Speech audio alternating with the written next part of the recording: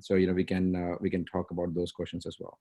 So anything that Karen and Melissa, you want to, good morning to you both. Do you want to start by saying a few things about what's happening and how Go is working, and what is the team doing, so we can explain? And I'm sure there's some questions about closings and Notary and e-Notary and stuff like that, so we can update everybody. Hi, everybody. Hope you're all doing well through these times. Currently, we are fully up and running. We are doing settlements by asking only buyers to attend, only the necessary parties, so that we can keep everybody safe. We are sanitizing all of the desks, the chairs, using pens that have not been used. We are wearing masks. We are wearing gloves. Just to keep everybody safe. We're using wires as much as we can so that people can transfer funds safely and don't have to pass checks around. We're also asking maybe if your buyer could send their ID prior to closing. When I take your buyer's ID, I do take it with a Lysol wipe so that they feel safe. I also make sure that they come up on a separate elevator. So when they come in the door, they are immediately met with the safe distancing. I put them on their own elevator. I ask them to please just stand at the front counter when they get there. And then when I get here, when I bring them up, I take them back and I use the training lab at this point in time. And the tables are set as such that they're 5-6 feet apart so that the buyers feel comfortable, and everybody actually in the room would feel comfortable with the distancing. I want everybody to feel safe that comes into our office. I don't want them to feel like they need any kind of worry about getting in here. We've also utilized the drop box outside of 1619 Walnut for many sellers dropping off their deed packages. If they're here in the city, they can just drive by basically and drop that package into the drop box downstairs, for which now we are just going down to pick up those items. If you want to drop some checks into that box, EMD checks for us, we're also utilizing that for getting EMD funds to the settlement. What's EMD, Karen? Oh, or I'm sorry, earnest money deposit funds. I just want to make sure that it's the deposit monies, guys, that somebody has to put in a deposit for the title company, or give the title company the funds needed for the deposit monies for settlement. Thank you, Karen. Melissa, anything you want to add to that? Karen pretty much covered everything. The one thing we do ask also is that we are asking that, recommending, I would say, that the buyers come in with masks as well, because we also want to make sure that our employees are safe and our customers are safe. So if the agents could pass that along to their buyers, we have had a number of buyers not come in with masks. So if they could pass that along to their clients, that would be appreciated. Okay, that's great. So Mike is asking, can you explain what is a deed package and what does that include for agents that may need to understand that for their closings? Sure. The deed package is a means by which we send out all the documents that the sellers need to sign for closing. We send that out to them and they arrange a notary, or they go to a notary. A lot of people are going to banks nowadays. You might have to make an appointment, but that's how we're doing it. So we send that deed package out either via FedEx or via an email so that they can print it and take that deed package to the notary, and then they return it to us so that they don't have to attend settlement. We have done a couple of deed packages here in our office. I just did one on Friday, and I have another one today for Paul Fontaine that his seller is going to come here. I feel comfortable doing that only because I know this space is safe. Again, I wear the mask and I wear gloves in front of those people, and I try to make them feel safe also. So if you need sellers to do deed packages, and we can do that, but we ask that you make an appointment to do that, because we actually go down and they'll call us, and we go down and let them into the building because there's nobody else here but us. So we'll let them into the building, and then we'll sit down and do the deed package with them. I actually did one deed package in the lobby because it was a seller and they didn't even want to come up to the office. So I did that in the lobby of this building. That's great. That's great, Karen. Thank you for doing that. Can we also talk a little bit about the e-notary that everybody keeps asking us? And I think the word around is the title company is the one that is holding up this process. And I think individually, I must have spoken to more than a dozen people that it's not just the title company, that there are other parties involved that can prohibit us from using e-notary. Can you explain a little bit more of the e-notary to either and Karen or Melissa, either one of you? You know, how does the e-notary work, and what are the new rules and guidelines that came about, and what are we doing as in Go Abstract to accomplish that, and what are the limitations? Melissa, could you handle that? I think you've been Yes. involved more than that with me. Yes. Thank you. Okay, so we are in talks with Pavaso. Pavaso is the company that in the governor's order states that they're the only company that we can use for our PA notary to be able to do video notary. It's very extensive because we have to get approved through the state to be an e-notary. We have to get the platform with Pavaso, which has been very difficult because every company is trying to get with them. We then have to make sure the lender approves e-notary, which most of them are not because they cannot sell their loans, is what we've been told. So they're not even allowing it. If they do allow it, we have to make sure the county, which Philadelphia does allow e-notary for recording. So, and that's a majority of our closings, so that's good. But we also have to have the lender change their closing instructions stating that we allow it. We have to list exceptions on the title policies, which some lenders are not allowing. So we are going through all the steps. The order is only allowed for the next 10 days. It has not been extended by the governor. The governor said that he will veto anything about removing personal, he'll veto anything that comes up stating that we don't have to have basic in-person notary is what you're trying to say. Basically, there's another word that they're using for it, but I can't remember it. But in-person notary, he's going to veto that. So it's only active for 10 days. The platform as well is super expensive for the company, and you have to commit to them for this company 12 months. Notarize.com is 15 months. And so we're still working with both companies because we do see in the future there are some lenders that are allowing it, and we're not sure if the underwriters are going to approve it. They've owned their order. The underwriters are only allowing the exception to allow us to do this until the governor's order is up. Once it's up, we're no longer allowed to insure. Now that may change in the future, we don't know, but right now what they're telling us is it's only active through the governor's order through 4/30. So that's another 10 days. Okay, that was a lot of information. And if I may recap once, and Melissa, you can correct me.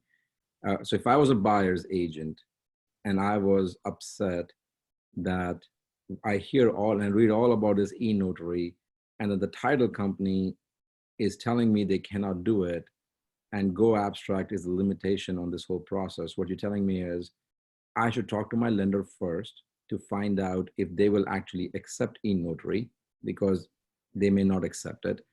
I should also find out from you or that go from Go Abstract that is my property going to have their township accept e-notary, which we understand Philadelphia does, but Delaware County, Montgomery County, and some of them other ones may not.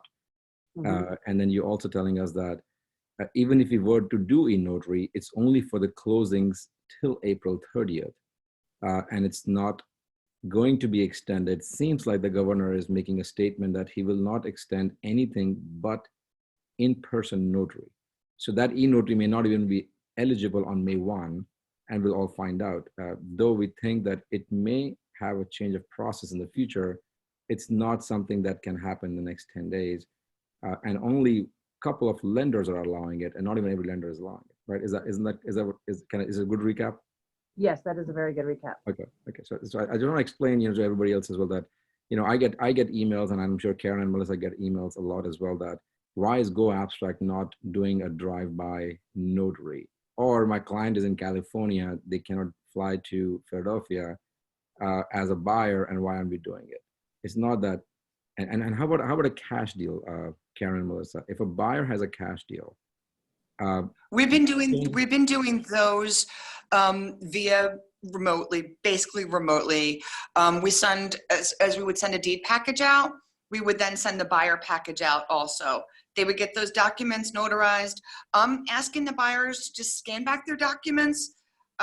We don't necessarily need originals on those, trying to save costs for them. Because we don't need to record anything for them. And when we get the originals, we scan them into our system in any case. So for some buyers who, you know, it's been a quick process, I've asked them just to please scan them back to me and then put the originals in the mail. No need to FedEx them back to me. I'm trying to also save them costs. And then once we collect all the documents, we send out the HUD and we have it signed electronically. And then once we get those documents back and the buyer's wire in, then we can disperse and nobody even has to come to the office at all.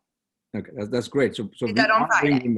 we are doing remote closing for cash buyers because that's doable Yes. and the lender is not involved. Right. Okay, that's great. All right, guys, any other questions that you may have? May I make a quick comment? Yes, Melissa. I think you were also asking about were you also asking about the e-notary for cash deals? It could be e-notary or remote notary. So, you know, if you want to talk about e-notary, how does that work for? All right, the e-notary, again, the underwriters are not going to extend their approval at this point. So we, for the next 10 days, would have the ability to do it. Now, we are not, we're still working with Pavaso and Notarize. They're about a 2-3 week turnaround time to get onto their platform. So we're still waiting to have access to their platform. But again, the underwriters are stating that their allowance of the e-notary is only through the end of this month. Okay. So now, again, we don't know if that's going to extend or change in the future, but right now, every notification they're sending out is stating that it's only good through the governor's order, which ends on April 30th currently. So interesting, right? That they're actually not just a title company, and this is for all the people who'll be listening to this recording later on as well. It's the e-notary is only valid till April 30th, and besides the title company, who's the company that will be actually doing the e-notary, it's contingent on the underwriter who's doing the title insurance. It's contingent on the lender who's giving the loan, and it's contingent on the township who's recording it. So it's not the title company that is the bottleneck. There are other parties involved that dictate how this process will work. So I think it's important for us to understand that, you know, it's easy to blame the person who's right in front, but it's, you know, it's easier for the title company to actually do e-notary, so it saves them time and energy and also the resources. You know, like Karen doesn't have to wear a mask and glove if they don't have to come to the office, but we are unfortunately in a situation in Pennsylvania, at least, that it is not allowed, and we're all stuck because of that. And, you know, thank you, Karen and the team for you know, going the extra mile and you know, taking the risk that you are as a front end soldier for us to do this for us. Thank you. One more question, Mike Rosani, is how are commissions being handled? So I think it should be a two-part answer, Melissa and Karen. Commissions for you know, most if our agents are KW Philadelphia agents, how are commissions handled? And if it's an outside agent, a cooperating broker, how are the commissions handled? Okay, so for the outside agents, they have an option.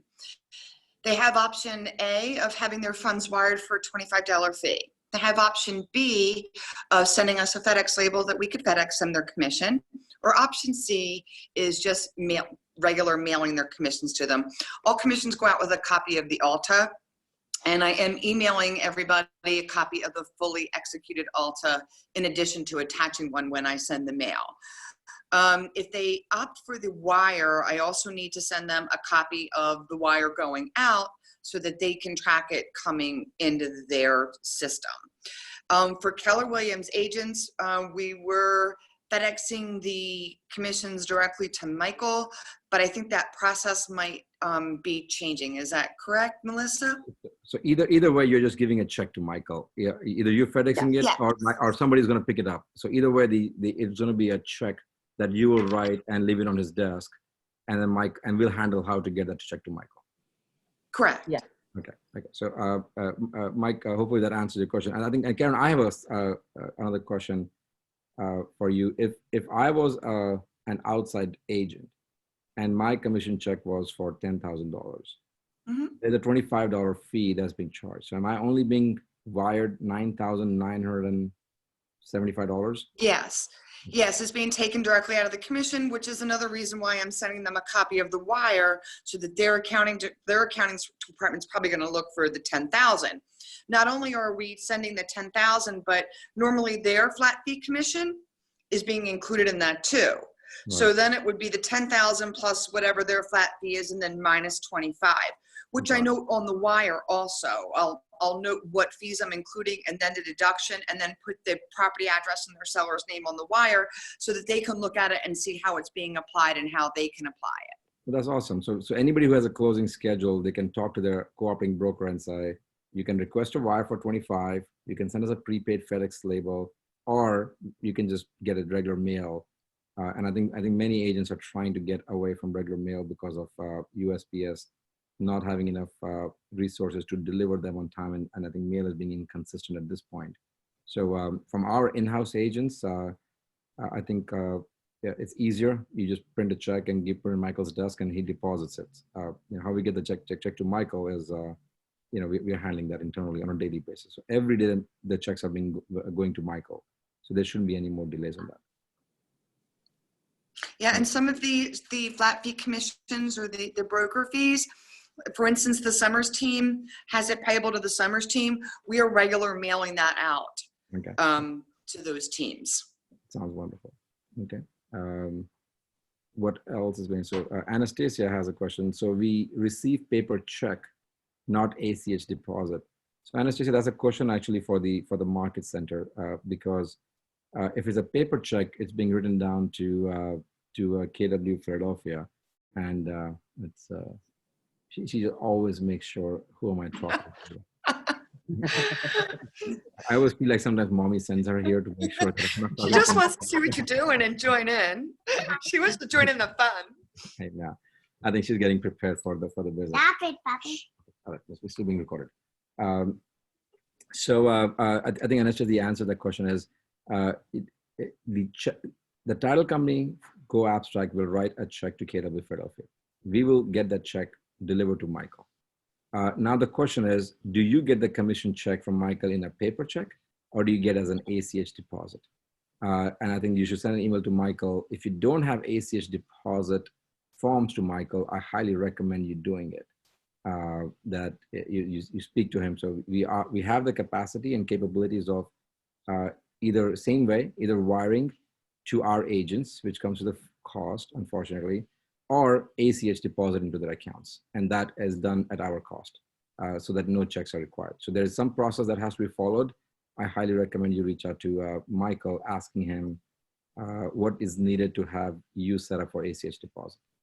But our company is been doing ACH deposit for the last few weeks for everyone who has their ACH deposit information with us. I think there's only a caveat is if you have ACH deposit, you have to have ACH debit for your fees. So the system will take your information, and the same account you'll deposit the funds, the same account you'll pay the fees as well. So just speak to Michael about it. Okay, what else would anyone like to know? So is Go Abstract up and running?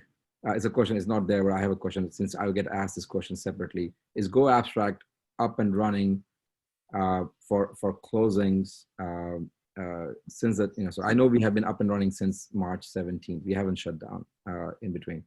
Is there any changes in us changing our process for now? There's going to be a slight change as to the drive-by closings. The drive-by closing is something that we're still trying to perfect. What that would entail is basically customers sitting in their cars on Walnut Street and us going down to them with the package to be signed. Now, the preferred method is that the client already has a copy of that package that we would send to them via an encrypted email to keep their information safe. And then they discuss that with their loan officer. And if the loan officer is not available, then they've discussed it with us so that any questions would be answered beforehand. And then we could basically give them their documents in the car. They would sit in the car and sign all their documents. And then they would come back to us, they would hand them back out to us. And then we would notarize the documents and come up and fund the loan. Now, if there's funding documents required, we would, of course, as normal, get those signed first and go get those, scanned into the system so that we can get the funding portion of it completed and then go back down and have them sign the rest of the package. Depending upon what the funding documents are, it might be easier to have them sign the whole package and then come up and fund. And while the funding's going on, copies can be made, checks can be cut, things like that can all be done so that when we go back out with a package, we have everything done for the customer. Their copies are all in the blue folder. If I've had some customers not want copies anymore, only because they don't want to touch the paper, and I totally get that. So I've offered in those situations that I would, after I scan the package in, that I could email it to them encrypted, and they've been happy with that if they don't want the paper. We do print the whole package and put the whole package, the copy package, into the blue folder several hours before closing. So there's nothing really on the paper, no germs or anything on the paper that's being given to the customer. In addition, I Lysol wipe down the whole package, the blue folder. I Lysol wipe that down for them in front of them so that they see that it's being cleaned. And I'm touching it with gloves, but they still see that it's being cleaned. So if they want to touch it, they can actually touch it without feeling like they may get infected. That's a great thought. And I think the drive-by closings are probably case-by-case basis, and I highly recommend every buyer or buyer's agent to coordinate with Karen so that they can help understand, because every file is different, every lender is different, their requirements might be different. So I think it's best that they coordinate with Karen for the closing as well. Melissa, you're itching to say something? Well, no, I was just going to say the drive-bys were put into effect, and again, still being perfected of location and how to handle. But the reason we started even discussing handling them this way was because the governor had put out a memo that any transaction that was the fully executed date was after March 18th, we were not allowed to do in-person closings in our office anymore. Mm-hmm. So that is why we came up with this drive-by to whereas we are handling it. And another thing, and I'm not sure, Karen, even if you guys have done a drive-by yet or not, but we also should be flagging all the signature lines of where they will need to be signing, because they don't understand the package as we do, and without us going over each detail of where, just to avoid missing signatures. But again, in 10 days, this could all change. We don't know if they're going to extend the date, if they're going to open like certain things back up. So, but currently, if your transaction was signed, fully executed after March 18th, we will have to do either the drive-by or we'll have to use a witness closer. And the witness closer we didn't discuss yet is a third-party company that would meet the buyers or sellers at a location of their choice and complete the transaction by going over the package, and then they would either deliver to us or overnight to us the package for disbursement when we receive either that day or the next day. Right. And one thing to point out also is anybody who has an active file that is going to be closing, please contact the lender, ask them to go through the package with the buyers beforehand, because the lender who creates a package and sends to the title company to be signed and notarized, ask those lenders to go over the package with the buyers, because in any of these scenarios, we either want the buyer to be in and out fast and not sit there and ask tons of questions. What does taking contracts, taking over a deed or title jointly mean? Tenants in common mean? What does a note mean? What does a deed mean? That's why it takes about an hour for a closing, because the buyers are asking those questions and they're passing talking about different options. It's best if you can have the lenders go through the package so that all the questions are answered, and all the title company is doing is coordinating the end process for finishing the package, signatures, funding, notarizing, and stuff like that. And they're not sitting answering questions.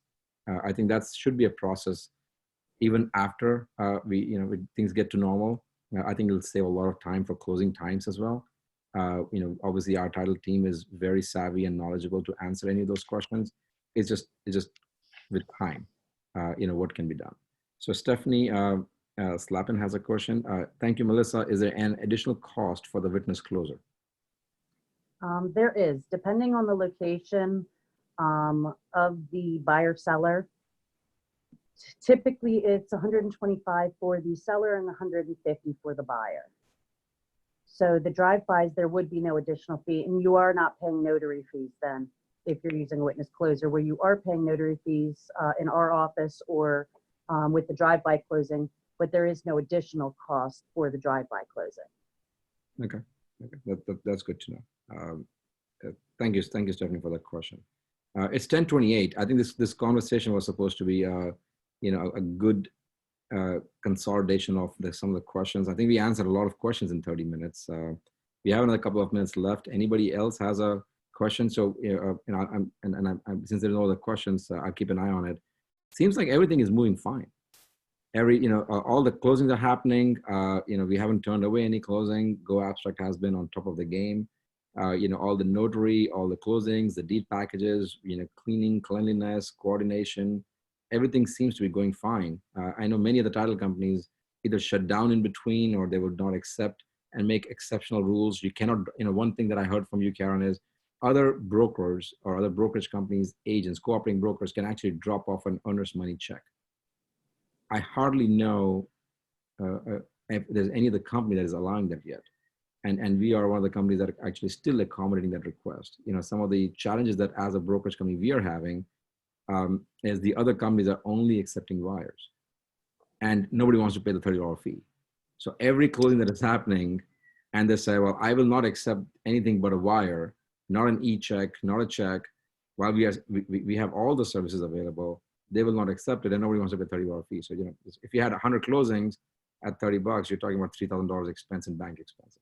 So we are working on a brokerage side that challenge, but we are still accepting checks, and we are making sure that we accommodate everybody, even the other brokers, other agents, and make this transaction as smooth as possible.